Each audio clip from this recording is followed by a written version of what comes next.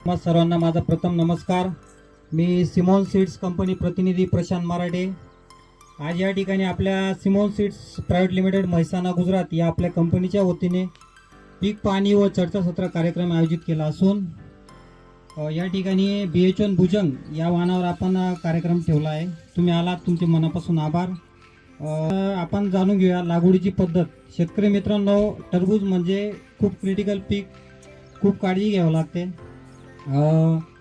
लागवडीची पद्धत, सुरुवातीला आपण जमीन मशागत, नंतर बेड ओढणे, लागवडीचे अंतर, मल्चिंग पांगवणे, होल पाडणे, त्याच्यानंतर लागवडीचे अंतर आपण 1.5x5 किंवा 6x5 अशी लागवड करू शकतो।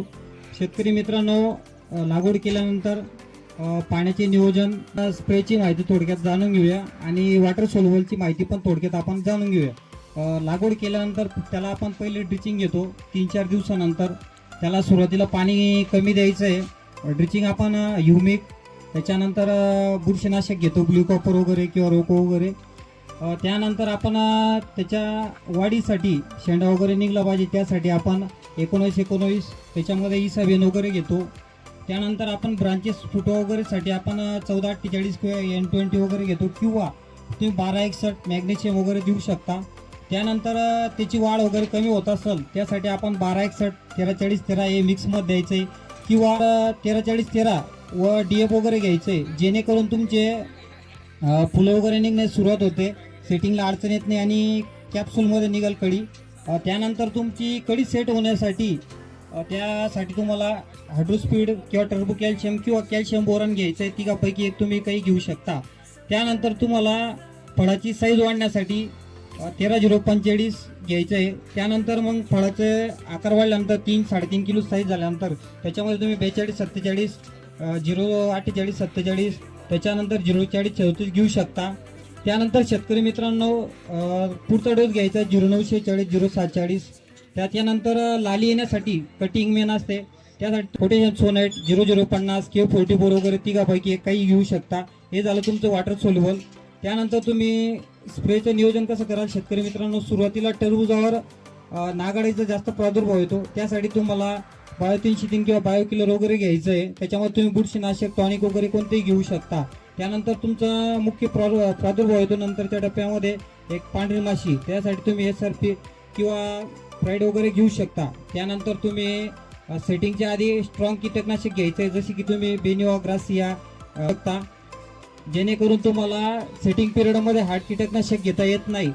त्यानंतर सेटिंग पिरियडमध्ये बायोमध्ये स्प्रे घ्यायचा आहे, जेणेकरून मधमाशीला साईड इफेक्ट होणार नाही। बायोकिलर किंवा ट्रेसर, त्याच्यानंतर बायो-303 हे तुम्ही घेऊ शकता बायोमध्ये। याच्यामध्ये कोणतेही फंगीसाईड व 18-36-24 किंवा इसाबेन वगैरे घेऊ शकता, टॉनिक वगैरे। त्यानंतर तुम्हाला सेटिंग पिरियडमध्ये मधमाशीचा प्रादुर्भाव कमी दिसत असेल तर त्यासाठी तुम्हाला जैविकमध्ये गुळ, ताक, इलायची वगैरे घ्यायची आहे। गुळ घ्यायचं आहे 1.5 किलो, ताक घ्यायचं 2 लिटर आणि इलायची घ्यायची आहे 100 ग्रॅम। त्यानंतर तुमची मधमाशी अट्रॅक्ट होईल, मधमाशीला प्रॉब्लेम येणार नाही। मधमाशी प्लॉटर जर आली नाही तर तुमची सेटिंग ही पूर्णपणे होणार नाही। त्यानंतर घ्यायचं आहे तुम्हाला नंतरच्या टप्प्यामध्ये एक बुरीसाठी स्प्रे, त्याच्यानंतर तेव्हा येते डावणी आणि बुरी, त्यासाठी घ्यायचं आहे किरारी, ॲक्रोबॅट, कस्टोडिया, निसोडियम, इंडेक्स वगैरे घ्यायचे आहेत। पाचींपैकी तुम्ही कोणतेही काही घेऊ शकता, मार्केटमध्ये भरपूर प्रोडक्ट आहेत, तेही तुम्ही घेऊ शकता। त्यानंतर तुम्हाला शेवटच्या टप्प्यामध्ये एक बुरीचा व आळीचा प्रादुर्भाव जाणार तो, जेणेकरून फळ वगैरे डॅमेज होणार नाही, त्यासाठी तुम्हाला मॅरिवान किंवा कॅब्रोटॉप वगैरे घ्यायचे किंवा लोणं घ्यायचं आहे। त्याच्यानंतर त्याच्यामध्ये कीटकनाशक, हार्ड कीटकनाशक घ्यायचे, जेम्सबॉन्ड, वायगो, ॲम्प्लिगो, डेलिगेट वगैरे घ्यायचंय। मी कोणत्याही कंपनीची जाहिरात करत नाही, तुम्हाला जे रेग्युलर आहे ते सांगतोय। तुम्हाला जो योग्य सल्ला देईल ते तुम्ही शेड्यूल वापरावे। हे झालं तुमचं वॉटर सोल्युबल व स्प्रे। व पाण्याचं नियोजन असं ठेवायचंय की जोपर्यंत तुमची सेटिंग होत नाही तोपर्यंत तुम्ही पाण्याचं नियोजन एकदम परफेक्ट म्हणजे कमी प्रमाणात द्यायचंय। जेव्हा तुमची साईज वाढेल तेव्हा तुम्ही पाण्याचं प्रमाण वाढवायचंय। प्रत्येकी 15 दिवसाला कॅल्शियम बोरॉन देणे गरजेचं आहे। प्रत्येकी 15 दिवसाला त्याला बुरशीनाशक देणे गरजेचं आहे। तुम्ही जर कीड वगैरे सोडलेली असेल किंवा मायक्रोलाइज वगैरे सोडलेला असेल तर जीवाणू नष्ट होऊ नये त्या हेतूने तुम्ही बुरशीनाशक सोडावे। हे झालं तुमचं वॉटर सोल्युबल स्प्रे वगैरे व इतर काळजी घेण्याचे। त्यानंतर आपल्या व्हरायटीबद्दल थोडक्यात माहिती जाणून घ्या। सिमॉन सीड्सची BH1 भुजंग ही व्हरायटी भरपूर दिवसापासून मार्केटमध्ये, ही व्हरायटी तुमची आधी बाहुबली या नावाने यायची, आता BH1 भुजंग या नावाने येते मार्केटमध्ये. काही तांत्रिक अडचणी असल्यामुळे कंपनीने नाव हे चेंज केलंय. त्यानंतर शेतकरी मित्रांनो, BH1 भुजंग याची रेग्युलर साईज 2 ते 7 किलो पर्यंत आपण सांगतो, त्याच्यापेक्षाही जास्त आपण साईज बघितली आहे. हा प्लॉट तुम्हाला हार्वेस्टिंगला एक 60 ते 65 दिवसात देतो. टेम्परेचर असलं तर 60 दिवसात येतो. थंडीचे दिवस असले तर तुम्हाला 70-75 दिवसामध्ये हा प्लॉट निघतो रोप लागवड केल्यावर. त्याच्यानंतर याची कटिंग वगैरे बेस्ट आहे, पावडर शायनिंग वगैरे बेस्ट आहे. याला कॅनोपी पण चांगली आहे, तुम्हाला सनबर्निंगचा प्रॉब्लेम वगैरे कमी जाणवतो. तुम्ही आता प्लॉट बघितला आहे, त्याच्या प्लॉटवर तुम्हाला काही वाटलं का टेम्परेचर वगैरे असतानाही त्याला सनबर्निंगचा प्रॉब्लेम कमी आहे. आणि व्यापारी बंधू पण आले, व्यापारी बंधूची पण चांगली पसंती आहे. पसंती काय आहे की त्याला कटिंगला प्रॉब्लेम येत नाही आणि त्याची लेअर आहे ना एकदम मजबूत असल्यामुळे कटिंगसाठी व लांबच्या पल्ल्यासाठी तुम्ही दिल्ली, कन्याकुमारी, आसाम वगैरे कुठेही माल पाठवू शकता. प्रॉब्लेम नाही, मजबूत माल आहे, म्हणजे लूज पंचर वगैरे होत नाही, व्यापारी बंधूचं नुकसान वगैरे होत नाही. लांबच्या लोडिंगसाठी बेस्ट आहे. त्यासाठी व्यापारी बंधूंचा चांगला रिस्पॉन्स वगैरे व्हरायटीला, शायनिंग वगैरे जबरदस्त आहे. अशा प्रकारे आपली BH1 भुजंग या प्लॉटची आपण पीक पाहणी तर आपण बघितली, प्लॉट एकदम जबरदस्त आहे. त्यानंतर आपला भूमिका म्हणून टमाटो येतो मार्केटमध्ये. आपण गेल्या 3 ते 4 वर्षापासून भूमिका या वाहनाचा प्लॉट बघतोय. प्लॉट एकदम एक्सलंट येत आहे, ॲव्हरेज पण चांगला निघतोय शेतकऱ्यांना, क्वालिटी बेस्ट आहे. त्याचं वेट जे आहे 90 ते 110 ग्रॅम पर्यंत होतं. त्याची ओव्हर साईज वगैरे होत नाही आणि माल गोल्टी वगैरे होत नाही, कलर वगैरे बेस्ट येतोय.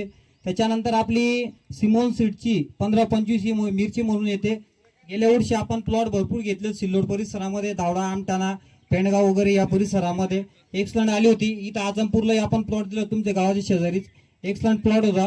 त्याची साईज वगैरे एकदम बेस्ट होते, विक्रीला अडचण येत नाही, एक्सपोर्टसाठी बेस्ट आहे, शायनिंग वगैरे जबरदस्त आहे, यील्डला बेस्ट आहे. त्याच्यावर व्हायरस वगैरेचं प्रमाण कमी येतो. अशा प्रकारे आपल्या सिमॉन सीडची 15-25 ही व्हरायटी आहे. आपण आज पण सिमॉन सीडचा BH1 भुजंग या प्लॉटवर पीक पाहणी कार्यक्रम चर्चासत्र आयोजित केला असून आपण BH1 भुजंग या वाहनावर थोडक्यात तुम्हाला माहिती दिली आहे व त्याच्यामध्ये तुम्ही वॉटर सोल्वर व स्प्रे वगैरे काय घेऊ शकता, पाण्याचे नियोजन हे तुम्हाला सर्व मी मार्गदर्शन दिलेलं आहे. व शेतकऱ्याची मेहनत रविभाऊ यांनी खूप मेहनत घेतली व प्लॉट एकदम बेस्ट बनवला, त्यांचेही मी मनापासून आभार मानतो. त्यांच्यासाठी 2 शब्द. मंजिल उन्हीं को मिलती है जिनके सपनों में जान होती, पंख होने से कुछ नहीं होता, जिनकी हौसलों से उडान होती है. त्यांनी मला तरी वाटतंय की फर्स्ट टाइम टरबूज लागवड केली आहे व पहिल्याच प्रयत्नामध्ये प्लॉट त्यांनी सक्सेस केला आहे. आपण प्लॉटची क्वालिटी बघितली आहे, साईज वगैरे बेस्ट आहे. पण काय असतं, नशिबाच्या गोष्टी असतात सगळ्या. मार्केट जरा डाऊन झालंय पण प्लॉटची कंडिशन एकदम बेटर आहे. प्रयत्न सोडायची नाही, संघर्ष हा चालू ठेवायचा. शेतकरी मित्रांनो, तुम्ही मला वेळात वेळ काढून तुम्ही आलात, तुमचे मनापासून आभार व्यक्त करतो.